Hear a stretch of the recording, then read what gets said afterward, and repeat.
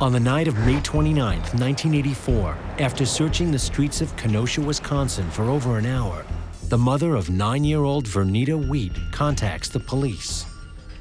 Well, the mother told us that she had a boyfriend and that he had asked if he could take Vernita to a carnival, and it was around 11 o'clock that they hadn't returned home yet. Vernita's mother describes her boyfriend. He met her about a month and a half before May 29th and said that he was Robert Knight, that he lived on 20th Street in Kenosha, and actually showed Mrs. Wheat some identification. He went to her house maybe 2 or 3 times a week. They would make dinner. He was very engaging, charismatic. And through a process of stopping by, he gained her confidence. To the point where she trusted him with her only daughter. Police get a photo of Vernita and promise her mother they will do everything in their power to find her.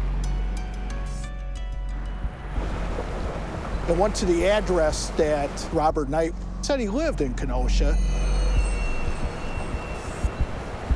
and discovered that that address doesn't exist.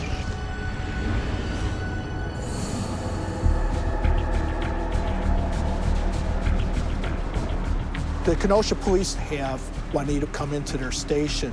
They don't have a Robert Knight in any records, so they have her go through their mug shot books, and she picks out the picture that she thought was Robert Knight, but in actuality is Alton Coleman. And 28-year-old Alton Coleman is no stranger to law enforcement. The Kenosha police realizes they have a subject with a history of rapes, and they immediately start looking for him.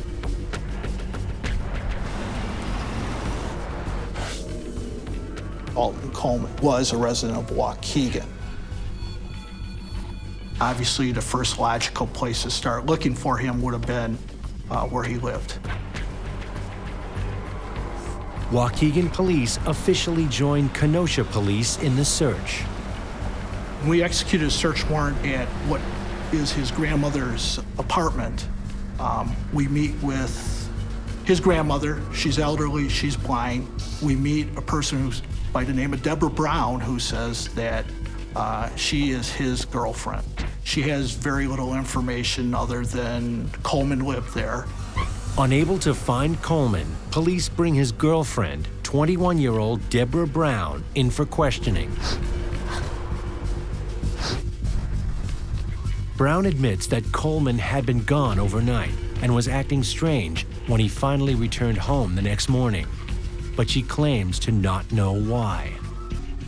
Deborah Brown seemed to be cooperative with us. She seemed to give us the information freely. But when asked where Coleman is, Brown claims to have no idea. Believing she is telling the truth, police let her go.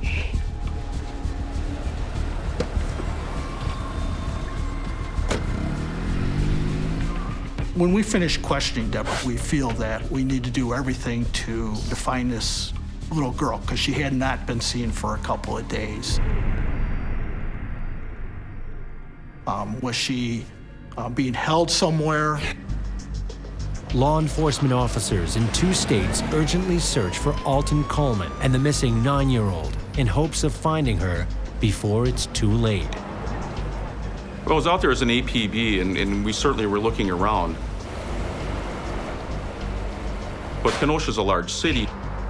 Alton had no contacts within the city of Kenosha, so we had no addresses whatsoever.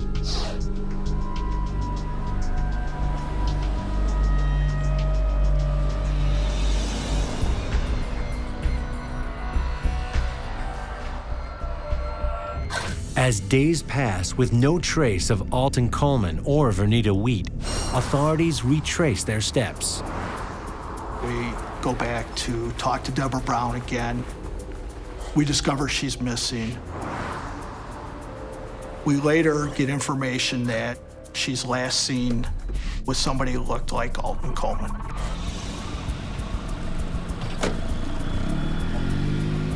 Based on Coleman's past criminal record and the fact that Brown has disappeared, a federal jury indicts both of them for the kidnapping of Vernita Wheat. But Coleman and Brown are nowhere to be found.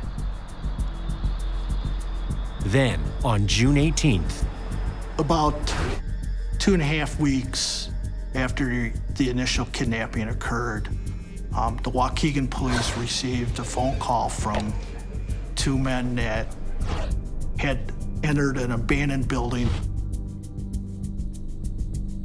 They walked into one of the abandoned apartments and wedged in the door of a bathroom, they found a body. investigators' worst fears come true when the body is identified as Vernita Wheat. The body was badly decomposed. Her hands and legs had been bound with cable. The cause of death turned out to be strangulation.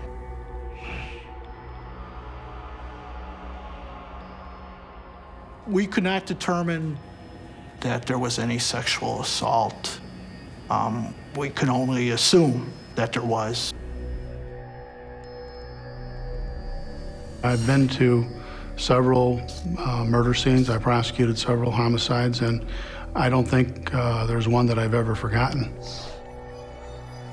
Anytime a child is involved, it's been such a traumatic event that's going to affect so many people, you just don't forget them. What would have possessed someone to commit such an offense against such a young child? Waukegan police dusted 4 fingerprints, and on the bottom third of the bathroom door were 2 fingerprints, and one was the thumbprint of Alton Coleman.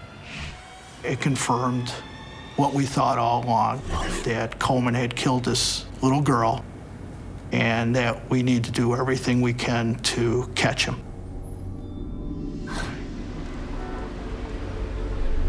There was a lot of fear because we had not caught him. We did not know where he was.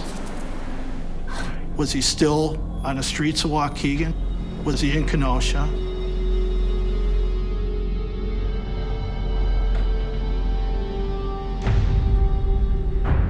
No one knew. We didn't know.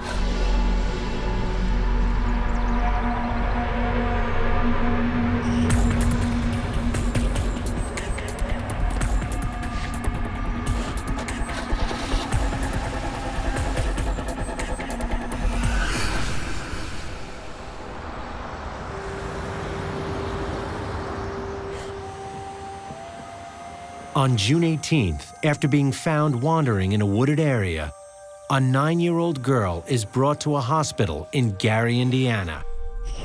An examination reveals she has been beaten, choked, and sexually assaulted. When police arrive, the girl tells them that she and a 7-year-old relative, Tamika Turks, were taken to the woods and attacked by a man and a woman. The next day, searchers find Tamika's lifeless body. She had also been beaten and sexually assaulted before being killed. Tamika was strangled with a bedsheet, and the other little girl who lay in the field watched this occur. She was then sexually assaulted, and a belt was put around her neck and tightened until she passed out, and they left her for dead. The surviving victim is able to provide police a description of her attackers.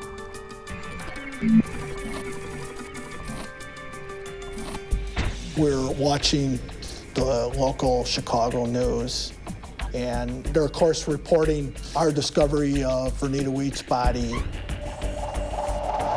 And they tell another story about how 2 girls were assaulted and one was killed in Gary, Indiana. My first inclination was, well, let's not blame Coleman on every murder. And then in a short few minutes after you heard more of that report, I think that this had turned into a multiple homicide spree at this time. And for Alton Coleman and Deborah Brown, it was only the beginning.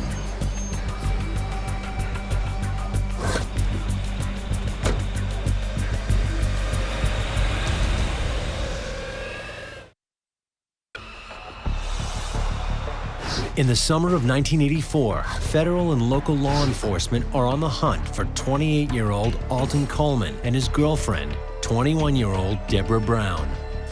Both are wanted for kidnappings in Wisconsin and Indiana that left 2 little girls dead and another seriously injured.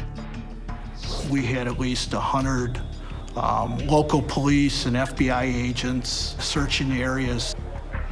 The search is made all the more difficult by a paranoid public. We had almost 200 sightings of Coleman, and none of them were ever confirmed as him.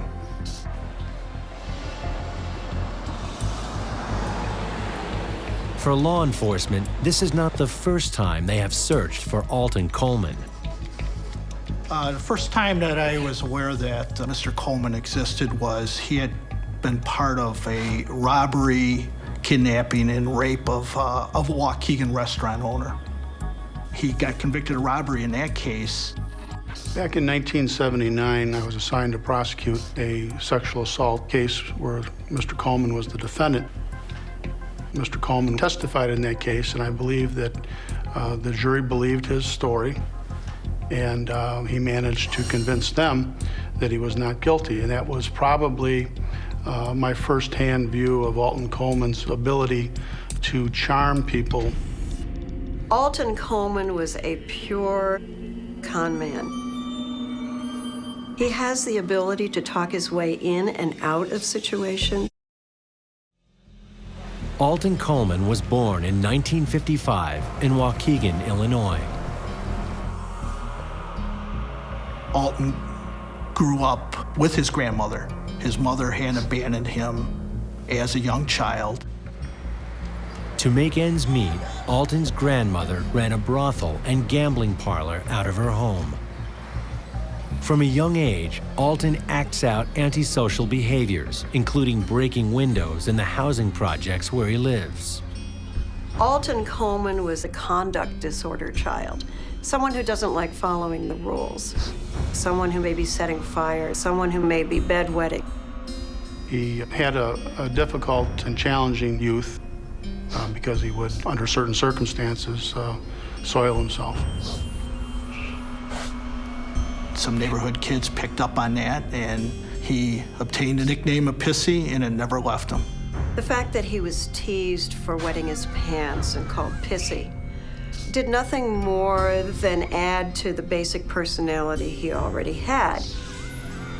And he began, in certain ways, to show absolute disrespect for authority and did what he wanted to do. Alton Coleman started out with petty crime. He did not see any type of punishment. Alton tells others it is his devotion to voodoo that protects him from prosecution and incarceration. He has no respect for authority because there was never any authority given. Emboldened by the absence of consequence, Alton graduates to more serious offenses. And in 1973, at the age of 18, he is arrested for sexual assault, a crime he will be arrested for 5 more times over the next 10 years. He is acquitted on all but one. While serving a prison sentence, Alton gains a reputation for molesting and forcibly having sex with other male inmates.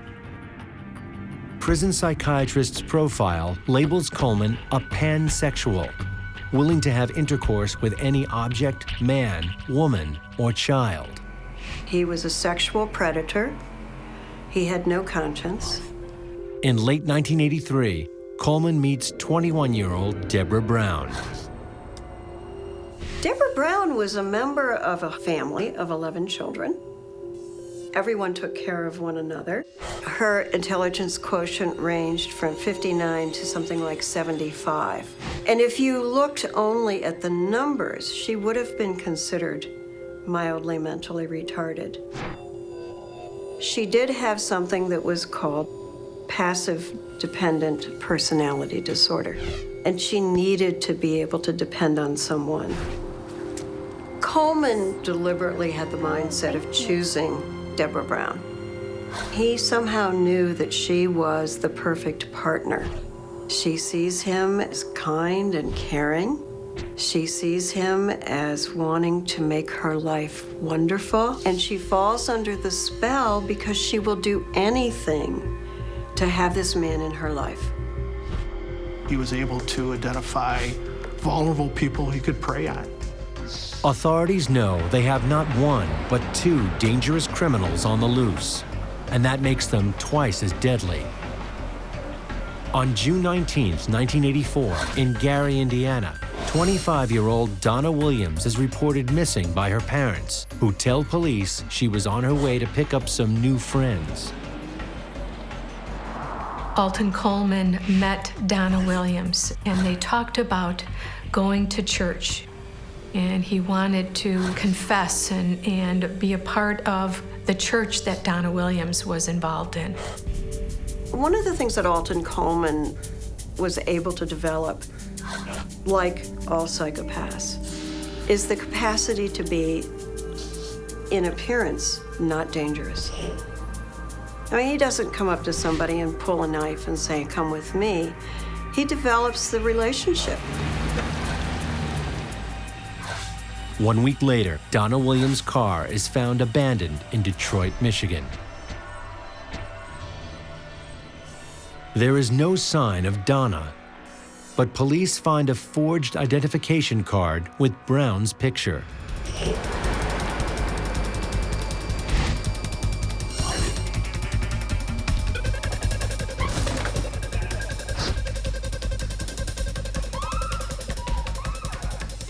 On June 28th, a Dearborn Heights couple is brutally attacked in their home by Alton Coleman and Deborah Brown, who rob them and steal their car. They acted like animals.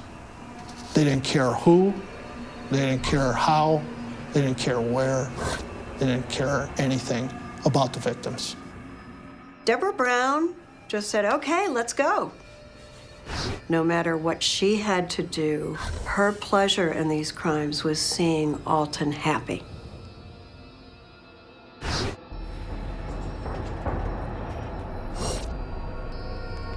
I believe these were all victims of opportunity. Whether it was to get money, whether it was to get to a car, whether it was to get food, they just moved on to the next victim.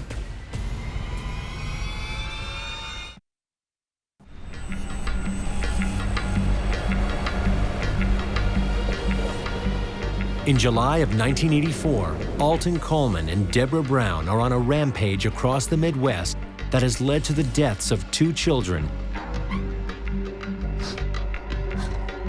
and the savage assault of others.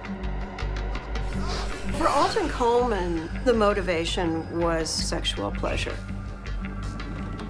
and sadistic pleasure in hurting someone.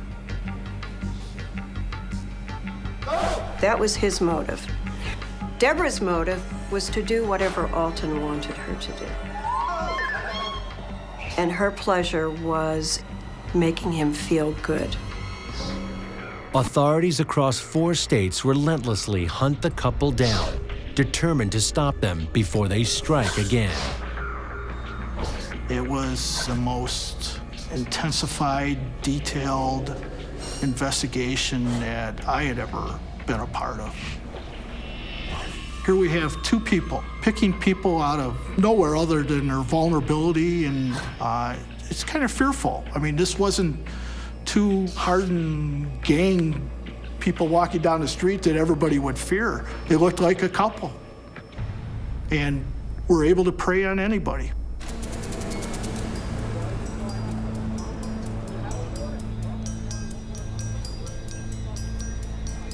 How you doing, sir? On July 7th, we know that Alton Coleman went to a home in Toledo, Ohio, of Mr. and Mrs. Duvendeck. And in the ruse of wanting to buy a used car that was for sale on their street, he put a gun to their head and stole their car and also took money. He only preyed on those that were weaker than him, or smaller than him, or older than him. He did this on purpose. He picked them out so they couldn't defend themselves. It's a predator-prey situation. The predator knows that the victim is vulnerable. He knows that the prey is available.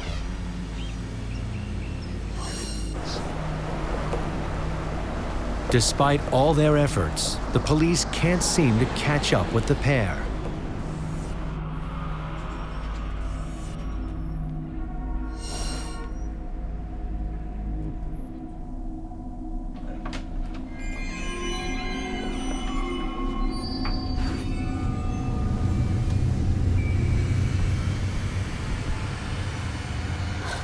In Toledo, Ohio, when relatives of 30-year-old Virginia Temple do not hear from her or her 10-year-old daughter, they contact the police on July 11th. Virginia Temple and her daughter were found in the crawl space. Virginia Temple had been strangled and gagged with a baby's t-shirt. Her daughter had been sexually assaulted and strangled as well. Alton Coleman's footprint is found on an article of clothing near one of the bodies. Deborah Brown and Alton Coleman were very sloppy. But it wasn't that they wanted to get caught. There was an arrogance to their crimes where they felt they didn't need to hide. That same day that the bodies of Virginia Temple and her daughter are found, the remains of Donna Williams are discovered in an abandoned house in Detroit. She had been strangled to death with a pair of pantyhose. The murders that Coleman and Brown committed were as vicious as any homicides that I ever investigated or I ever heard or read about. I mean, they were cold-hearted murders. The search for Coleman and Brown intensifies as even more communities are put on alert.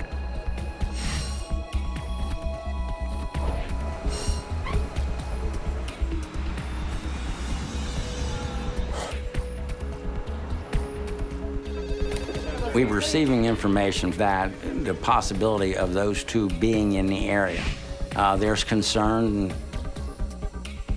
Do you really expect to open your door and talk to somebody in a civilized manner and expect them to turn around and brutally attack you and kill you? Of course not. That's where these cowards got the advantage.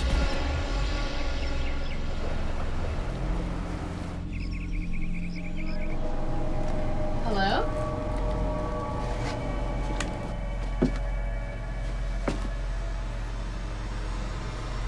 On July 13th, 19-year-old Sherry Walters discovers her parents, Harry and Marlene, brutalized in the basement of their Norwood, Ohio home. Harry and Marlene had a pop-up camper for sale in their yard. Alton Coleman and Deborah Brown approached them with the story that they may want to purchase that camper. Harry and Marlene, being trusting people, invited them inside the house, offered them something cold to drink. As soon as they walked back into the living room is when they brutally attacked them with anything they could hit them with. They were bludgeoned. She was beat to death. And Harry was beat to within an inch of his life.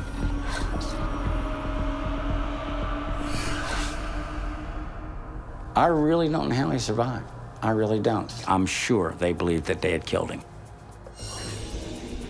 The FBI makes Alton Coleman a special addition to the 11th spot on their 10 most wanted list, an option used when vicious crimes in progress mark a suspect as extremely dangerous. For Alton Coleman, there was never going to be an end. He was on a spree.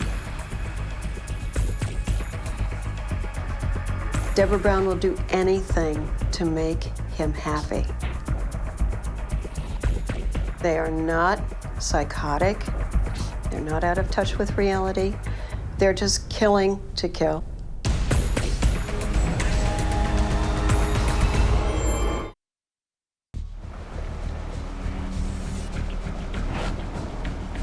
Fugitive couple Alton Coleman and Deborah Brown are on a rape, robbery, and murder spree across the Midwest in the summer of 1984. Authorities are out in full force, hoping to stop the elusive couple before they strike again.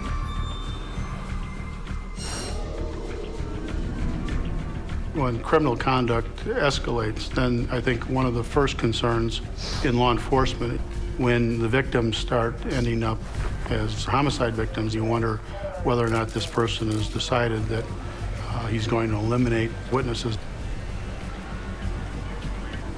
which I think prompts law enforcement to put all their resources into trying to locate the offender. As time goes out, your chances of apprehension decrease, so you have to stay on it fast, hard, as early as you can, and take it as far as you can. A task made even more difficult by the unpredictability of the couple, who grow more brazen with each attack. As with most couple murderers, they are empowered. They feel that they are beyond being found, being caught, being punished.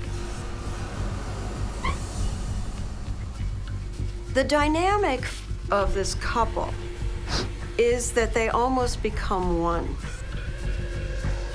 Alton Coleman and Deborah Brown became one organism. The organism that Coleman and Brown became fed on these murders. It maintained their relationship. It does seem that as they go along, she participates more so in them, almost like she's moved up to his level. A level of impulsive violence from which no one is safe.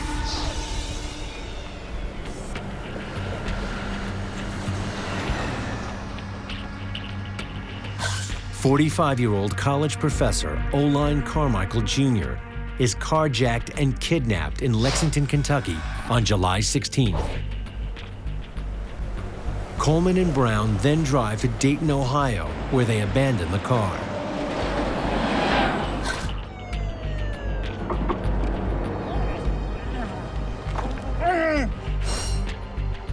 Carmichael survives. On July 17th, in Dayton, Coleman and Brown attack an 82-year-old reverend and his 76-year-old wife, who just the week before had helped the couple and given them a place to stay. The reverend and his wife barely survive.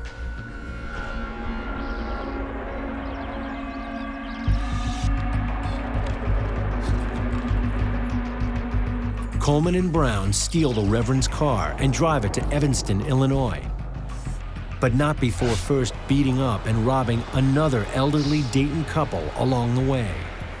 They wanted something, they stole whatever they could get their hands on, a car, a ring, a jewelry, a few bucks. If they stole the automobile, they would dump the automobile, pick up a couple of bicycles, ride, and then do it again. Coleman deliberately had the mindset of choosing Deborah Brown.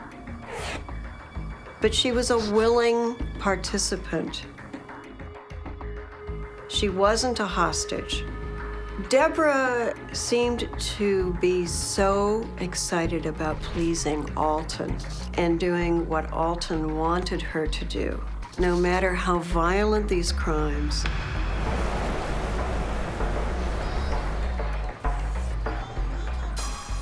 Two days after Coleman and Brown leave Ohio, the body of 15-year-old Tawny Story is found in an abandoned building in Cincinnati.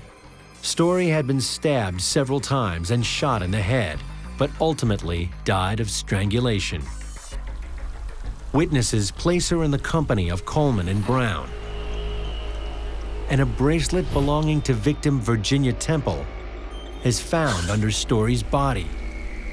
The reasoning behind the obvious placement of the evidence is a cause for speculation. I believe that Coleman, and with the assistance of Brown, was starting to enjoy the celebrity status of being a serial murderer. He left evidence He knew he was going to be identified as the murderer, as well as Deborah Brown. Alton Coleman and Deborah Brown go on a spree of killing for the total pleasure of it. They're thrill kills. On July 19th, a vehicle stolen by Coleman and Brown is located at a car wash in Indianapolis, Indiana. Eugene Scott, the car wash's 77-year-old owner, is missing. Police later discover his body in a ditch. He had been shot 4 times in the head. These psychopaths and predators have no conscience. It was always in Alton Coleman's mind that he was going to murder these people. So it wasn't a switch. It was taking off the mask. And in her mind, Deborah Brown sees Alton Coleman as this golden person. And whether he does commit murders, whether he doesn't commit murders, she would follow him into hell.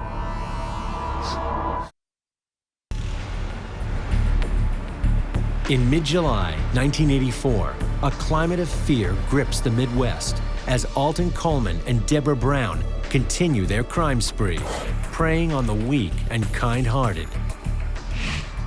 Alton Coleman took advantage of trusting people, and then in a cowardly way, he attacked, brutally murdered them, and took their possessions. When Coleman and Brown were committing these murders, my initial thought that Brown was just following Coleman's lead. She was more of a willing participant than even I had anticipated. Deborah Brown wasn't an individual who was threatened or in a domestic violence relationship. Deborah Brown became a willing participant to the point where she would often help approach the victims first.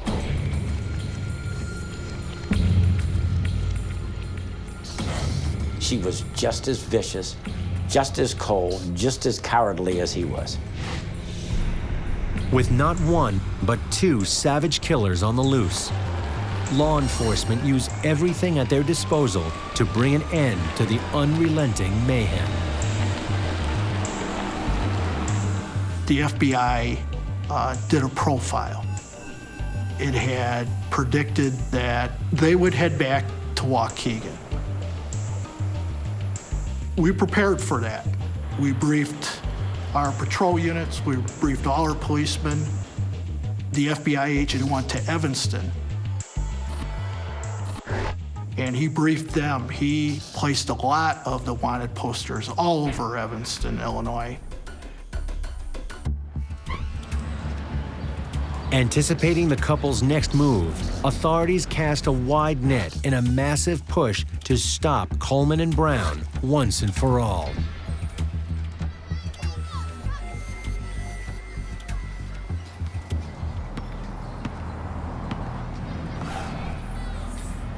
Coleman and Brown were seen in a park in Evanston, Illinois, by somebody who knew them.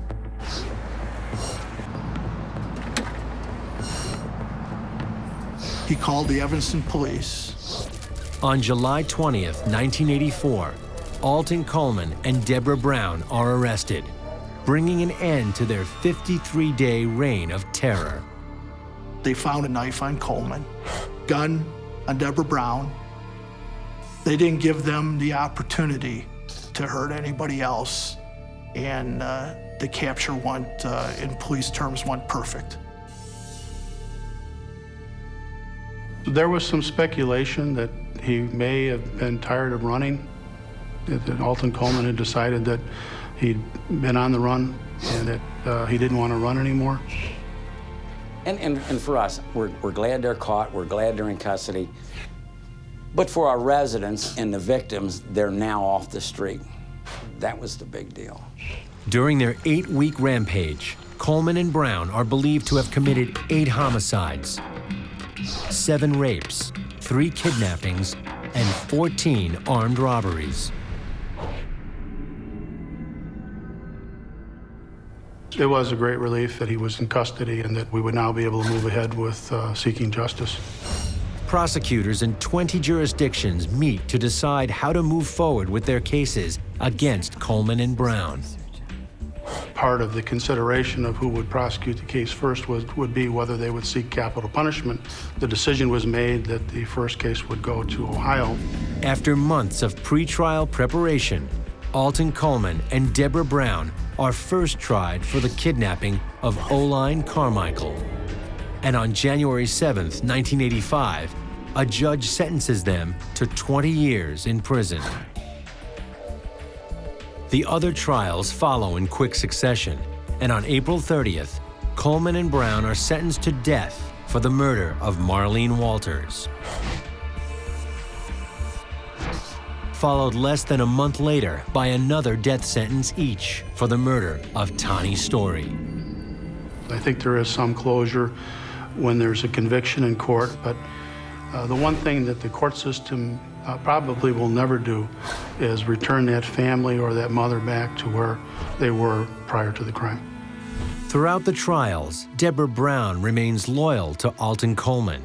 She was very highly protective of him. She was extremely reluctant, which is unusual for many defendants, to tell her story, which would have to implicate her boyfriend, Alton Coleman. Whereas, on the other hand, Alton Coleman just saw her as a disposable piece of property. He had no emotional attachment to her and would have killed Deborah Brown at any point in time where he felt that she was not going to be at his beck and call, because he had no conscience. Coleman and Brown are extradited to Indiana, where on May 2nd, Alton Coleman is sentenced to death for a third time for the murder of Tamika Turks, and an additional 100 years for the assault and attempted murder of the surviving victim. Deborah Brown receives the same punishment. Deborah Brown would not have committed these crimes without Alton Coleman or someone else who was able to find her vulnerabilities. But Deborah Brown was not a murderer. She became a murderer. Deborah Brown became a murderer because of Alton Coleman. Alton Coleman is then extradited to Illinois to stand trial in the murder of Vernita Wheat. Deborah Brown is not charged for the crime. She is returned to Ohio, where she is placed on death row.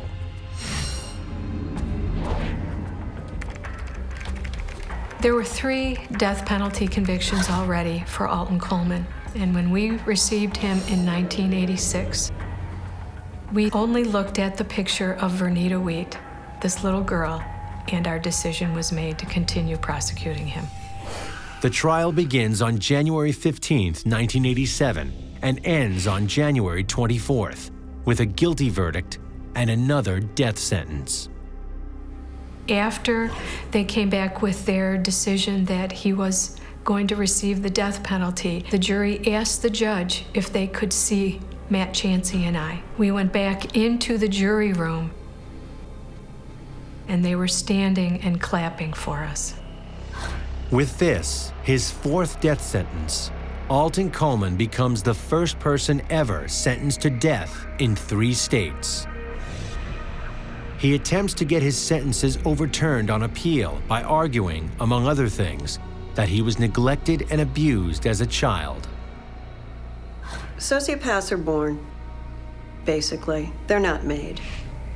You don't become a con man or a psychopath because you've been teased. You become one because you're born that way.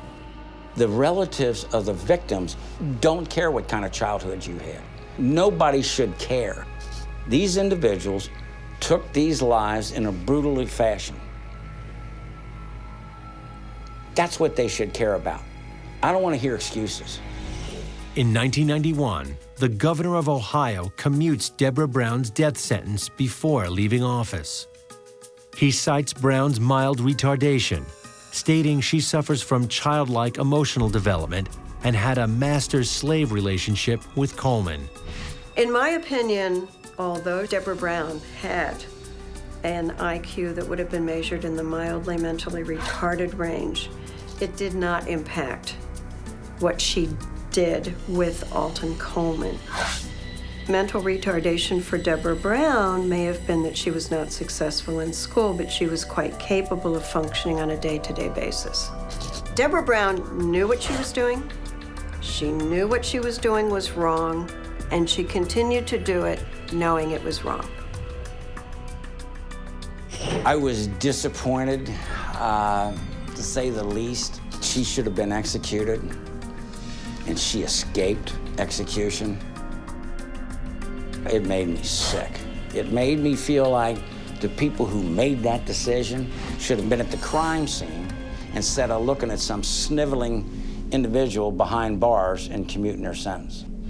After exhausting all of his appeals, on April 26, 2002, 46-year-old Alton Coleman is executed by lethal injection at Mansfield Correctional Institution near Lucasville, Ohio. Due to the large number of requests to witness the execution from victims and victims' families, a closed-circuit broadcast is set up to accommodate as many as possible. Did I attend the execution? No. I made an attempt, but I was told that the seats were taken and I could not get a seat. Some people will tell you, well, I don't want to witness an execution. Well, when you start that case and you know that's what the outcome is, I figure I'll be there and watch it till its conclusion. I guess in the end, Alton Coleman was just the scum of the earth. Didn't care who. Certainly didn't care how old. Didn't care about their vulnerability. He did it for thrill. He did it over money. There was no chance that this guy could ever be rehabilitated. And certainly the victims are served by him never, ever being able to ever be out in the public again.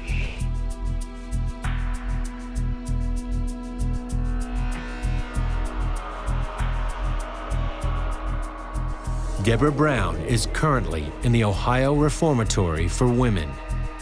Should she ever be released, Brown still faces the death penalty in Indiana.